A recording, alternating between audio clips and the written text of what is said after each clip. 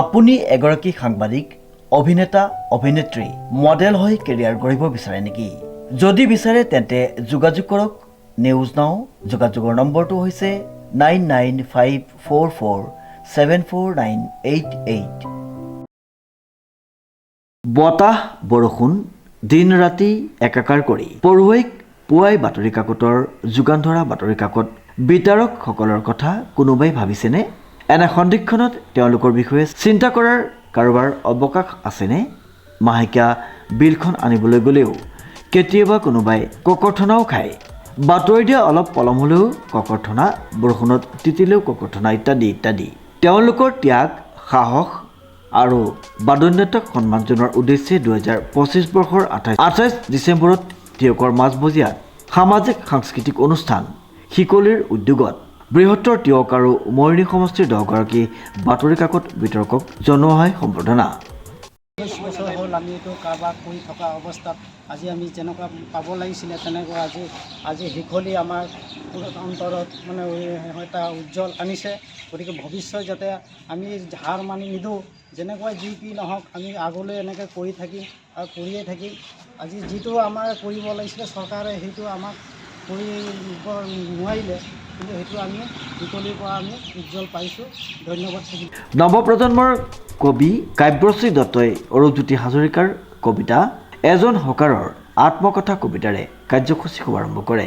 শিকলিৰ মুখ্য সম্পাদক অৰূপজ্যোতি হাজৰিকাই আঁত ধৰা অনুষ্ঠানত উপস্থিত থাকে লেখিকা যোগমায়া সন্দিকৈ শইকীয়া, সাংবাদিক বিকাশ সন্দিকৈ, দেৱবিকাশ দত্ত, তিয়ক প্ৰেছ ক্লাবৰ সভাপতি বিজু টনোৱাল, সমাজকৰ্মী অসীম বৰুৱা, শিক্ষক ৰোহিত বৰা, ৰূপালী দত্ত, বিচিত্ৰ দাস, ঋষভ জ্যোতি বৰা, হেমন্তজ্যোতি গগৈ, সুশান্ত বৰবৰা উপস্থিত থাকে।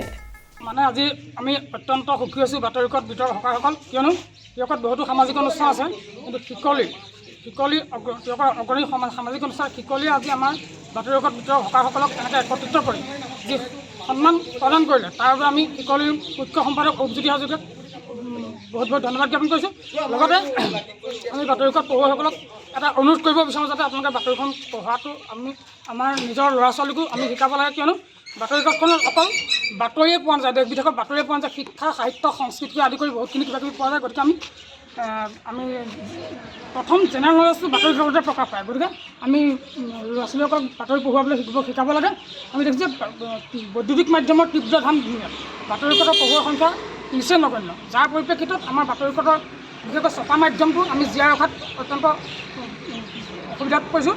আমি হকাৰসকলে আমাৰ যিটো ন্যূনতম কমিশ্যনৰ বিনিময়ত যিটো আমি বাতৰি কাকত বিতৰণ কৰি আছোঁ, আমাৰ পৰিয়াল পৰিচালনাত যথেষ্ট সমস্যা হৈছে। আমি সেইকাৰণে আজি এই মঞ্চৰ যোগে পৰাই মানে অসম চৰকাৰৰ মাননীয় মুখ্যমন্ত্ৰী হিমন্ত বিশ্ব শৰ্মা ডাঙৰীয়াক আমি আহ্বান জনাইছোঁ যে তেখেতে বিভিন্ন অভিলাষী আঁচনিৰে অসমৰ জনগণক সকাহ কৰি আহিছে। গতিকে আমাকো অৰুণোদয়ৰ লেখীয়া এটা আঁচনিত আমাক অন্তৰ্ভুক্ত কৰি আমাৰ যাতে বাতৰিকাকত বিতৰকসকলক আমাক সকাহ দিব বুলি আমি আশাবাদী।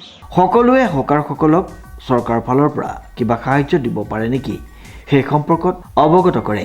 হকাৰসকলক সম্বৰ্ধনা পত্ৰ, গামোচা, মাৰফলা, বেগ, গ্ৰন্থৰ টোপোলা, চল আৰু একোটিকৈ ৰেইনকোট প্ৰদান কৰে উক্ত অনুষ্ঠানতেই। তিয়কৰ পৰা বিৰাজ বৰাৰ ৰিপৰ্ট, নিউজ নাও।